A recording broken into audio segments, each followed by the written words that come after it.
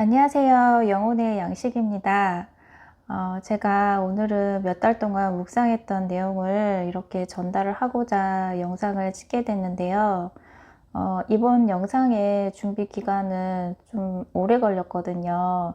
그리고 말씀 준비하는데도 되게 힘들었어요. 워드 작성하는 데만도 열 몇 시간씩 걸리고, 그런데 제가 예수님을 생각하면서 기쁜 마음으로 했습니다. 저같이 미천한 자가 이렇게 유튜브를 통해서 말씀을 전하려고 하는 이유는요, 하나님의 억울함을 풀어드리고 제가 깨달은 하나님의 사랑을 여러분들에게 소개하기 위해서입니다. 오늘 말씀의 제목은 그날 십자가에서 무슨 일이 일어났나? 부제로는 루시퍼는 왜 하나님을 반역했나? 인데요. 많은 크리스찬들이 그 기독교의 핵심 교리라고 하면은 십자가와 부활을 얘기합니다.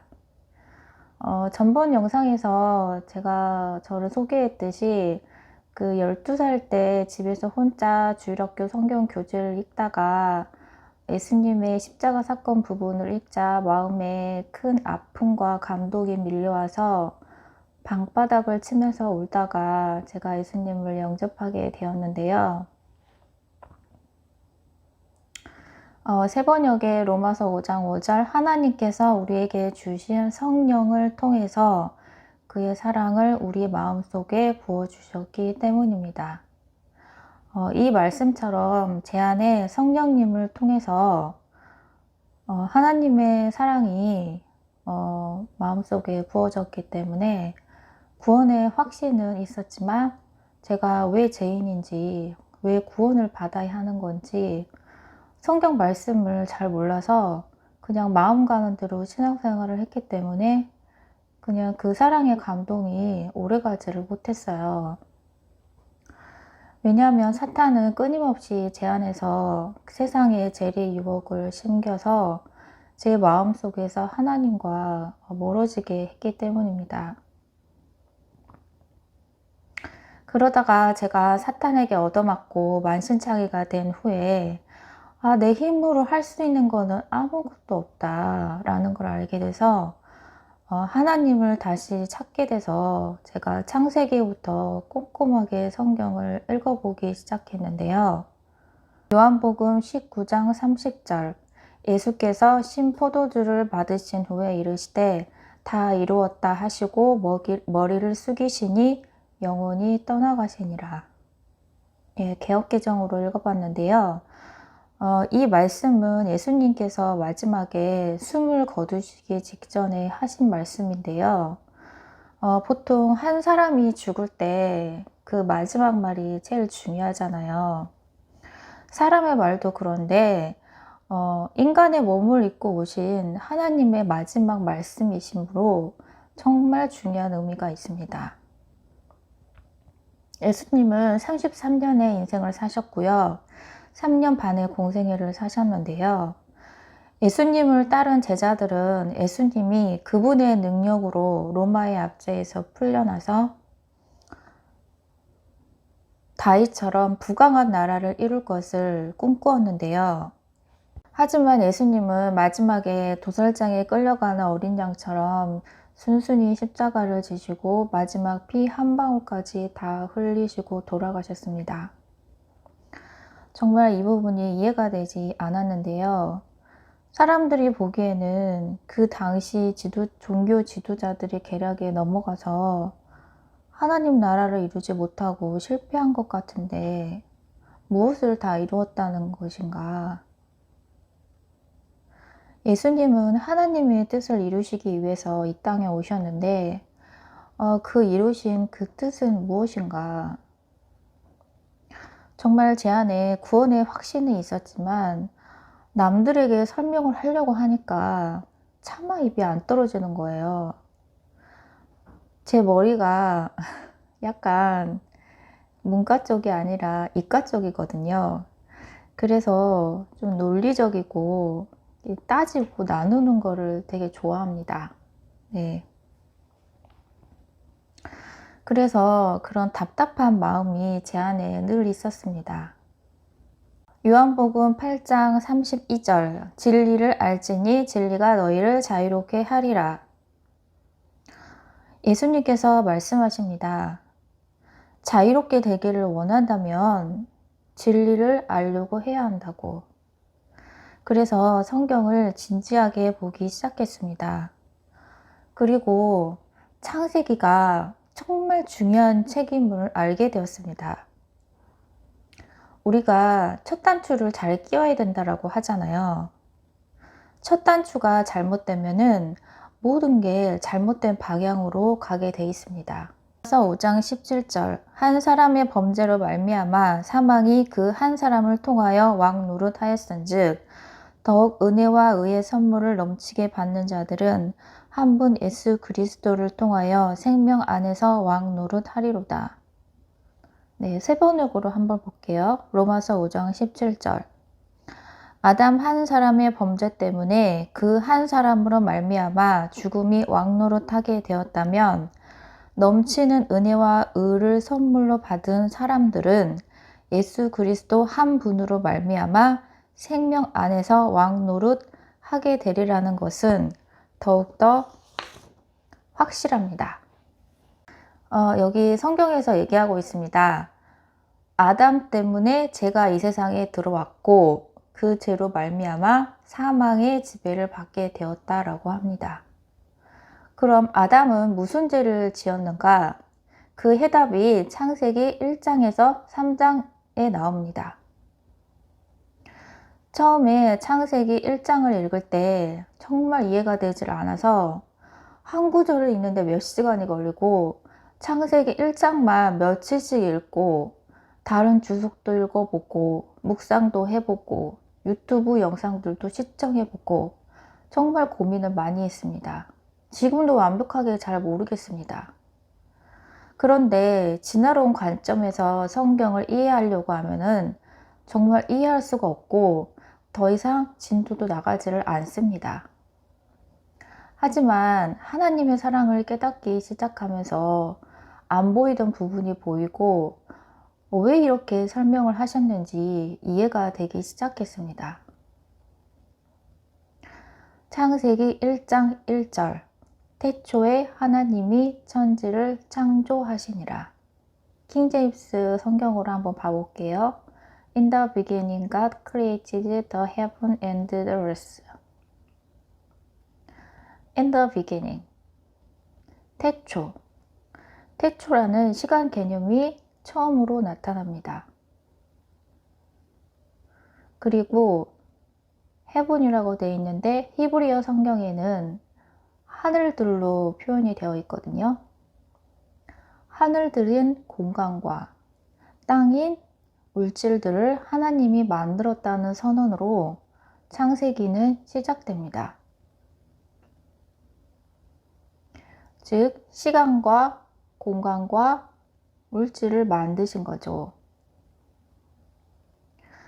제 개인적인 생각이지만 이 하늘들이 복수인 관계로 이 땅에 공중권세를 잡은 사탄이 있는 둘째 하늘과 사람들이 살고 있는 물질 세계의 첫째 하늘을 뜻하는 것 같습니다. 그리고 2절에 땅에 관해서 설명을 하고 있거든요. 창세기 1장 2절 땅이 혼돈하고 공허하며 흑암이 깊음 위에 있고 하나님의 영은 수면 위에 운행하시니라. 킹제임스 성경 버전으로 한번 읽어보겠습니다. And the earth was without form, and void, and darkness was upon the face of the deep, and the Spirit of God moved upon the face of the waters. 여기 보면은요, 땅이 without form, 형태가 없었대요. void. 그리고 그 땅이 비어 있었다. 아무것도 없고 비어있는 형태가 없는 무의 상태를 지금 설명하고 있습니다. 그리고 다크니스, 어둠이라는 표현이 있는데요. 이 어둠을 이해하기 위해서는 빛을 알아야 하는데요. 세 번역으로 한번 보겠습니다. 창세기 1장 3절 하나님이 말씀하시기를 빛이 생겨라 하시니 빛이 생겼다. 세 번역으로 요한복음 1장 1절에서 4절을 한번 읽어보겠습니다. 요한복음 1장 1절 태초에 말씀이 계셨다. 그 말씀은 하나님과 함께 계셨다. 그 말씀은 하나님이셨다. 그는 태초에 하나님과 함께 계셨다. 모든 것이 그로 말미암아 창조되었으니 그가 없이 창조된 것은 하나도 없다.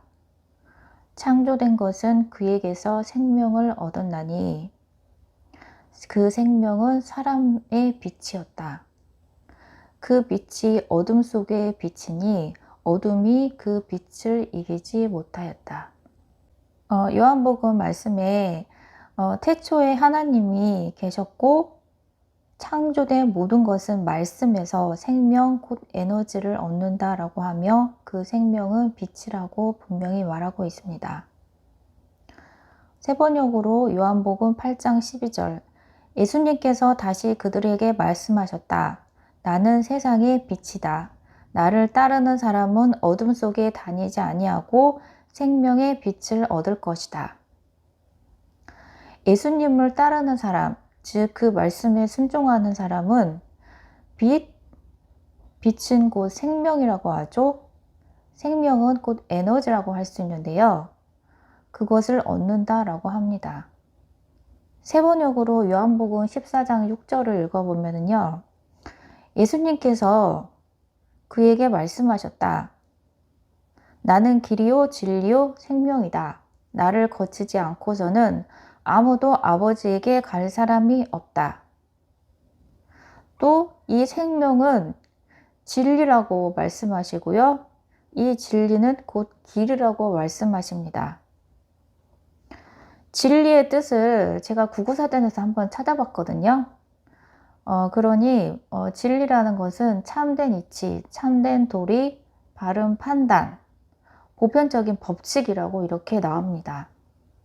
즉 빛은 법이라고 할 수 있습니다. 즉 말씀이신 예수님이 빛이 생겨라 했는데 이 세상에 생명, 즉 에너지가 뿜어져 나오고 법이 선포가 된 것입니다. 이 법은 자연의 법과 혼의 법 모두를 포함하는 것입니다. 기차가 달리려면 레일을 먼저 깔아야 하잖아요. 그렇듯이 하나님께서 모든 법을 선포하시고 빛 이전의 상태를 어둠이라고 표현을 한 것입니다. 그리고 시편 138편 2절에 주께서 주의 말씀을 주의 이름보다 높게 하셨음이니라. 개역개정 성경 읽어봤는데요. 그리고 이 진리인 생명의 법, 이 혼의 법칙을 주의 이름보다 높이셨다라고 표현이 되어 있습니다. 다음에 기회가 되면 이 혼의 법칙들을 한번 나눠보고 싶습니다. 창세기 1장 2절로 다시 돌아가서요. 킹제임스 성경에 보면은 아까 읽었는데 제가 지금까지 어두움을 설명하기 위해서 이제 빛을 설명했잖아요. 기품의 표면 위에 the face of deep 위에 어둠이 있었다. 네, 그렇게 표현이 되어 있죠. 근데 이 어둠을 성령께서 휘감고 계시는 이제 그런 장면을 표현하고 있습니다. 딥이라는 단어를 그 히브리어 성경에서 찾아봤는데요. 원시 바다라고 표현이 되어 있습니다. 그런데 이 딥은 끝에 나오는 워터와 같다라고 할 수가 있습니다. 원래 물은 생명의 근원이라고 하잖아요. 그런데 제가 어떤 주석 읽어보니까 그 창세기 1장 1절과 2절 사이에 and라는 단어가 들어가잖아요. 근데 이 and를 but이라는 단어로 바꿔서 해석을 해서 하나님이 창조하신 세상이 사탄 때문에 한번 파괴가 되어서 무질서와 혼돈이 왔다라고 해석을 하는 거예요. 그러면서 이 세상이 한번 파괴가 돼서 하나님이 2절부터 재창조를 하고 계신다. 그러면서 여기에다가 진화론을 살짝 믹스를 하는 겁니다. 네. 근데 진화론은 굉장히 잘못된 사상이거든요. 되게 악마적인 사상이에요. 김명훈 박사님의 유튜브 영상을 보시면은 진화론이 얼마나 잘못된 사상이고 망상인지를 여러분들이 정말 뼈저리게 깨달으실 수가 있으시거든요. 이런 재창조설은요, 전혀 하나님적이지 않은 해석입니다. 만약 당신이 자식이 있는 부모라면 못된 깡패가 있는 세상에서 자식을 키우시겠습니까? 아이를 때리고 죽일 수 있는 못된 놈이 있는 줄 알면서 어린아이를 그런 곳에 방치하시겠습니까? 그리고 에스겔서 28장을 보면은요, 사탄이 창세 전에 존재하지 않았다라는 분명한 구절이 있습니다.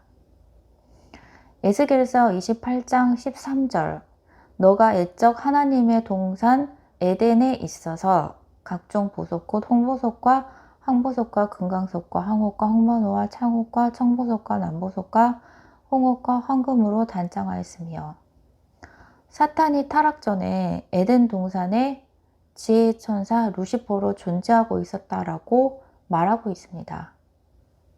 또 어떤 목사님들은요, 설교 말씀 중에 루시퍼가 타락해서 하나님께 반역하자 하나님이 온갖 지혜를 천사들에게 보여주기 위해서 이 세상과 인간을 창조했다 라고 하시는데요. 과연 그게 하나님적인 방식일까요? 우리가 무슨 실험실의 지혜인가요? 하나님이 지금 트루먼쇼 찍고 계세요? 마치 이 얘기는요, 천사들이 하나님의 자식인 것 같고 우리가 천사인 것 같지 않나요? 하나님은 절대 그러신 분이 아니십니다. 창세기 1장 26절, 하나님이 이르시되 우리의 형상을 따라 우리의 모양대로 우리가 사람을 만들고 그들로 바다의 물고기와 하늘의 새와 가축과 온 땅에 기는 모든 것을 다스리게 하자 하시고,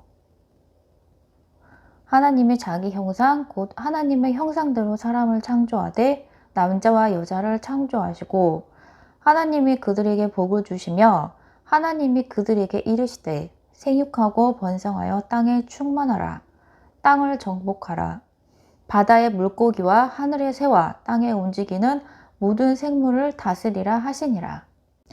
여기에 형상은요, 영어를 찾아보면 이미지인데요. 이미지의 뜻이 무엇이냐 찾아보시면은요, 정체성이라는 뜻이 있습니다. 즉 하나님적인 정체성, 이미지를 가진 영혼, 세 가지의 요소로 구성된 인간을 만드시고 그들에게 이 땅을 다스리는 권세, 즉 통치권을 주셨습니다.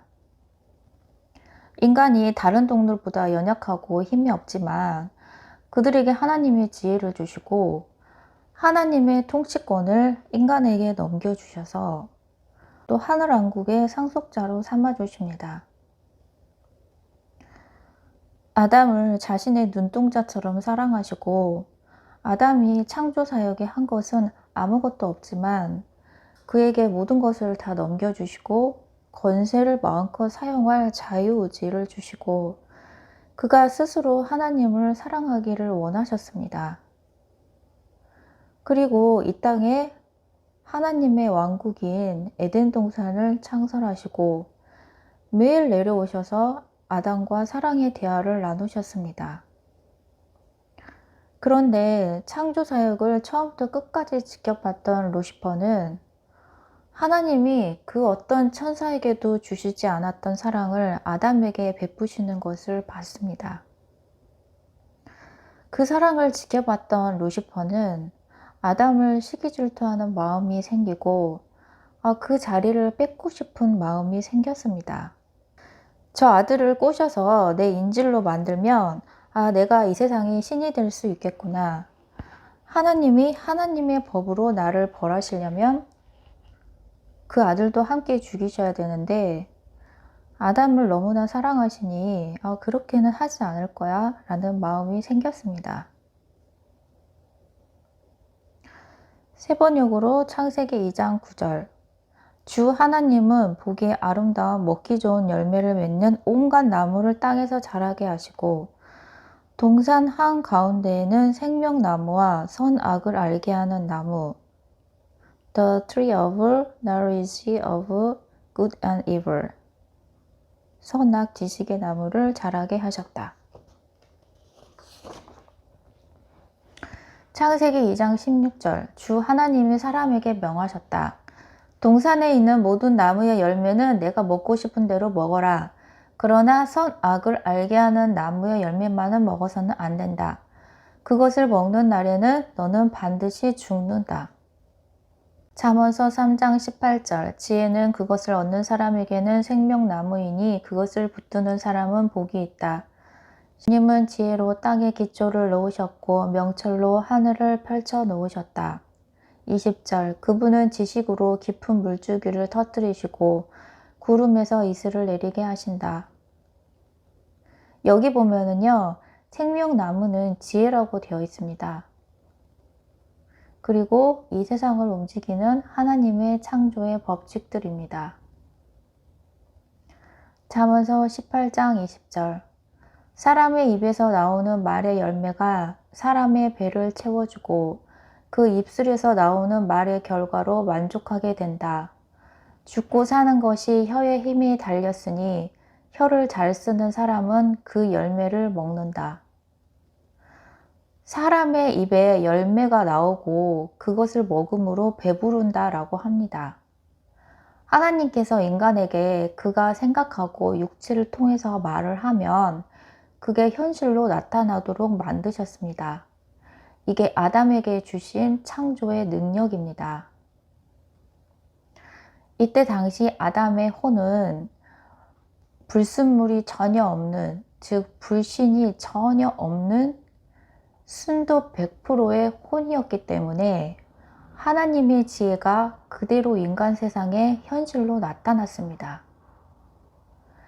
이러한 순수한 마음 상태를 제약된 세상에 사는 인간은 느껴보기 힘들겠지만 완전한 사랑 안에서 100% 하나님을 신뢰하는 인간의 혼은 정말 큰 능력을 발휘할 수가 있습니다. 이것을 성경에서 좋은 밭이라고 합니다.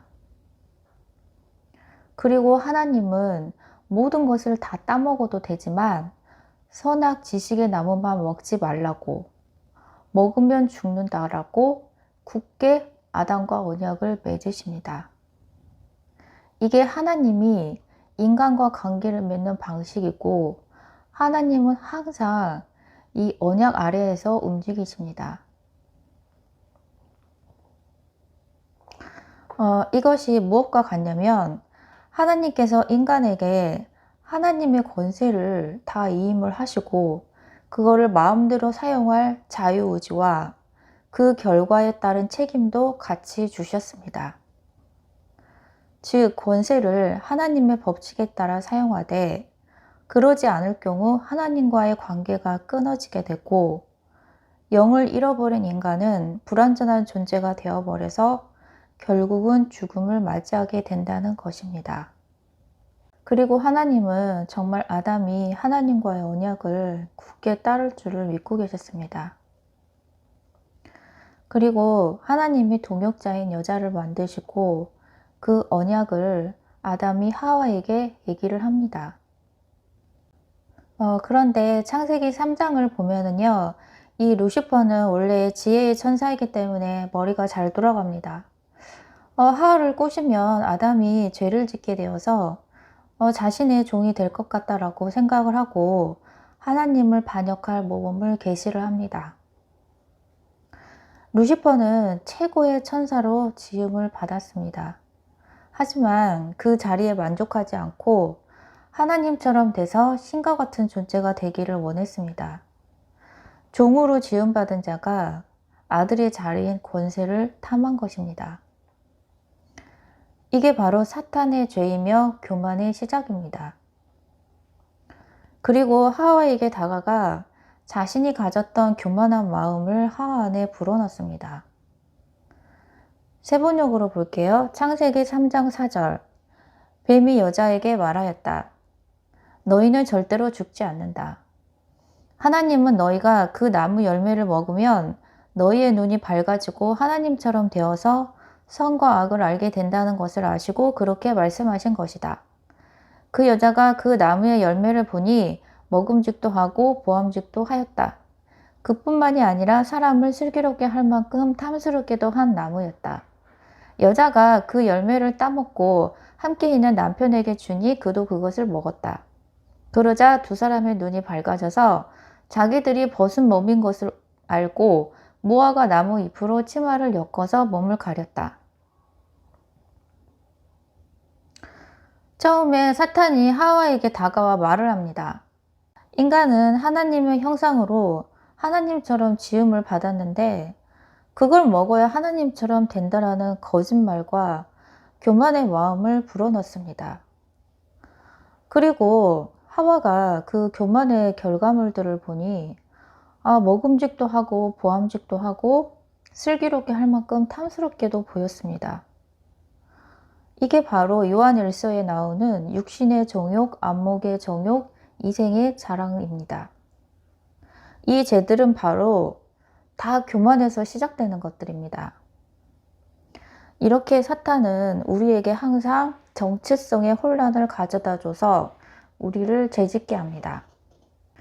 인간의 마음은 100% 순수한 정제수 같은 마음이었는데 사탄이 한 말을 믿고 교만하게 되고 하나님을 불신하게 되자 이 정제수 같은 깨끗한 마음이 부패를 합니다. 부패한 마음으로 부패한 말을 했겠죠. 마치 이런 겁니다. 물에다가 녹차 티백을 넣으면은 그게 물인가요? 녹차인가요? 그거는 더 이상 생수가 아닌 차가 된 것입니다. 죄는 우리의 마음에 이런 작용을 하는 겁니다. 마치 대장균이 들어와가지고 물이 썩은 거죠. 하나님으로부터 본 우리의 영은 깨끗하고 순수하기 때문에 죄와 함께 할 수가 없습니다. 즉 영이 그 기능을 상실하게 되고 7절에 보면은 눈이 밝아졌다라고 합니다. 눈이 밝아진 게 뭘까요? 그들의 마음 안에 원래 있던 양심의 기능이 작동하기 시작한 것입니다. 양심의 사전적인 의미를 찾아봤는데요. 사물의 가치를 변별하고 자기의 행위에 대하여 옳고 그름과 선과 악의 판단을 내리는 도덕적인 의식이라고 되어 있습니다. 이게 바로 선악 지식의 나무였던 것입니다. 이 나무는 원래 인간 안에 있었던 기능입니다. 심지어 하나님도 이 선악 지식의 나무가 있다라고 22절에 나옵니다. 이 선악 지식의 나무는 인간 안에 죄가 들어오면은 유죄 판결을 내리는 율법과도 같은 기관이며 그들 안에 즉시 유죄 판결이 내려지면서 죄책감이 들면서 그들은 죄를 가리기 시작합니다. 그래서 하나님이 루시퍼, 아담, 하와 이 셋을 불러 세우십니다. 세 번역으로 볼게요. 창세기 3장 12절. 그 남자는 핑계를 대었다. 하나님께서 저와 함께 살라고 짝지어 주신 여자, 그 여자가 그 나무의 열매를 저에게 주었기에 제가 그것을 먹었습니다. 주 하나님이 여자에게 물으셨다. 너는 어쩌다가 이런 일을 저질렀느냐? 여자도 핑계를 대었다. 뱀이 저를 깨워서 먹었습니다. 주 하나님이 뱀에게 말씀하셨다. 내가 이런 일을 저질렀으니 모든 집짐승과 들짐승 가운데 내가 저주를 받아 사는 동안 평생토록 배로 기어다니고 흙을 먹어야 할 것이다.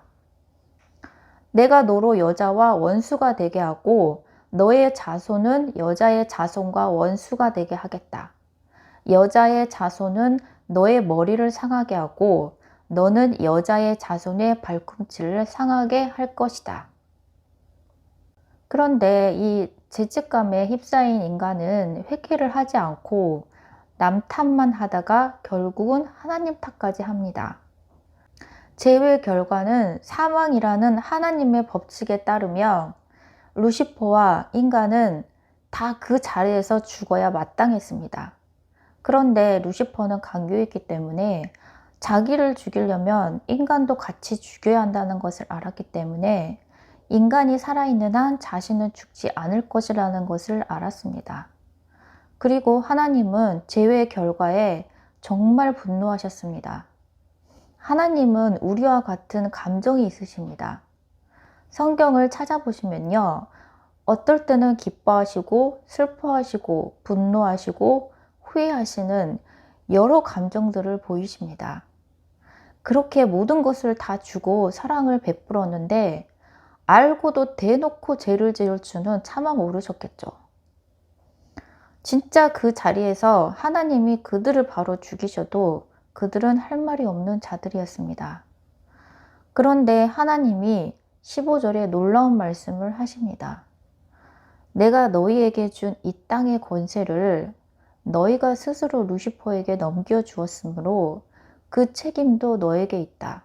너가 직접 루시퍼와 싸워서 이겨라 라고 말씀하시면서 여자의 자손을 언급하십니다. 이게 바로 예수님을 말씀하시는 건데요. 앞으로 얘기는 제 추측인데요. 세 번역으로 볼게요. 디모데전서 2장 5절. 하나님은 한 분이시요 하나님과 사람 사이의 중보자도 한 분이시니 곧 사람이신 그리스도 예수시입니다. 히브리서 9장 22절. 율법에 따르면 거의 모든 것이 피로 깨끗해집니다. 그리고 피를 흘림이 없이는 죄를 사함이 이루어지지 않습니다. 하나님은 공의의 하나님이시기 때문에 정말 인간을 죽이실 수 있으신데 그때 예수님께서 직접 나셔서 저가 대신 저들의 죄를 담당하겠으니 그들을 용서해달라고 말씀하지 않으셨을까 생각합니다. 여기에서 예수 그리스도의 대속의 죽음이 예언되어지는데요. 바로 거기에서 아담과 하와가 죽었더라면 당신과 나는 이 세상에 지금 있지도 못했겠죠. 이 좋은 세상, 정말 먹을 것도 풍족하고 너무 살기 좋잖아요. 네. 우리는 정말 죽을 때까지 예수님께 무릎 꿇고 절해야 됩니다. 그런데 더 놀라운 것은 하나님의 반응입니다. 이사야서 53장은 정말 놀라운 말씀이고요. 평생 묵상해야 될 말씀들입니다. 이사야서 53장 10절. 여호와께서 그에게 상함을 받게 하시기를 원하사 질고를 당하게 하셨은즉 그의 영혼을 속건 제물로 드리기에 이르면 그가 씨를 보게 되며 그의 날은 길 것이요 그의 손으로 여호와께서 기뻐하시는 뜻을 성취하리로다. 하나님이 그거를 원하시고 예수님의 말씀을 기뻐하셨다는 겁니다. 이게 말이 됩니까? 인간이 뭔데요? 그냥 다 죽이고 다시 시작하면 되잖아요. 거룩하신 하나님 앞에 우리는 벌레 같은 존재인데 자신의 독생자를 주고 인간을 다시 되찾아오시겠다라고 합니다. 왜 이토록 하나님은 인간을 사랑하시는 걸까요? 이게 이런 건데요. 어떤 아빠와 아들이 살았어요. 근데 옆집 아들이 죄를 지었어요.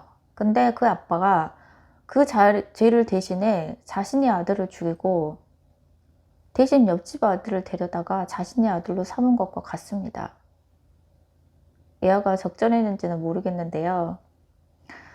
우리의 죄 때문에 루시퍼에게 팔려서 평생 종노릇하며 살아야 되는데, 죄는 반드시 값을 치러야 하는 게 하나님 나라의 법칙이고 우리의 양심이 그렇게 얘기하고 있는데, 그 죄를 자신의 하나밖에 없는 아들을 죽여서 그 죄값을 치르고 우리를 다시 사오겠다라고 하시는 겁니다. 이게 말이 됩니까? 이런 하나님의 사랑이 여러분 이해가 되십니까? 로마서 5장 8절, 우리가 아직 죄인 되었을 때에 그리스도께서 우리를 위하여 죽으심으로 하나님께서 우리에 대한 자기의 사랑을 확증하셨느니라. 이것이 바로 인간을 향한 하나님의 사랑의 확증이라고 바울은 얘기합니다. 이보다 더한 사랑의 증거가 있겠습니까? 이런 사랑을 받아들이지 않는 자는 정말 바보입니다. 그 안에 양심이 스스로 유죄 판결을 내리고 스스로 지옥으로 걸어가는 것입니다. 지금 사탄이 당신을 미혹해서 거짓에 속아서 진실을 알지 못하지만 죽으면 즉시 깨닫게 됩니다. 다시 창세기 3장으로 돌아가면은요, 3장 14절, 주 하나님이 뱀에게 말씀하셨다. 내가 이런 일을 저질렀으니 모든 집짐승들과 들짐승 가운데 내가 저주를 받아 사는 동안 평생토록 배로 기어다니고 흙을 먹어야 할 것이다. 내가 너로 여자와 원수가 되게 하고 너의 자손을 여자의 자손과 원수가 되게 하겠다. 여자의 자손은 너의 머리를 상하게 하고 너는 여자의 자손의 발꿈치를 상하게 할 것이다. 하나님이 판결을 내리십니다. 루시퍼, 너는 죄를 저질렀으니 너의 모든 천사의 능력을 내가 가져가겠다. 그리고 이 땅에 사는 어떤 생물보다 능력 없는 자가 될 것이며 너는 너가 취한 권세로 인간에게 붙어서 능력을 취하며 살 것이다 라고 말씀하시고, 이때 루시퍼는 사탄이 됩니다. 여기서 주목할 것은 하나님은 사탄을 만드시지 않으셨습니다. 사탄은 인간이 죄를 지어서 인간이 사탄을 만든 겁니다. 로마서 6장 16절, 너희 자신을 종으로 내주어 누구에게 순종하듯이 그 순종함을 받는 자의 종이 되는 줄을 너희가 알지 못하느냐. 혹은 죄의 종으로 사망에 이르고 혹은 순종의 종으로 의에 이르느니라. 그래서 하나님은 원래 종이었으나 인간의 권세를 취한 사탄과 원래 아들이었으나 사탄의 종이 된 인간 사이에 심판자가 되셔서 사탄과 인간과 하나님과의 전쟁을 선포하십니다. 즉 교만과의 전쟁이죠.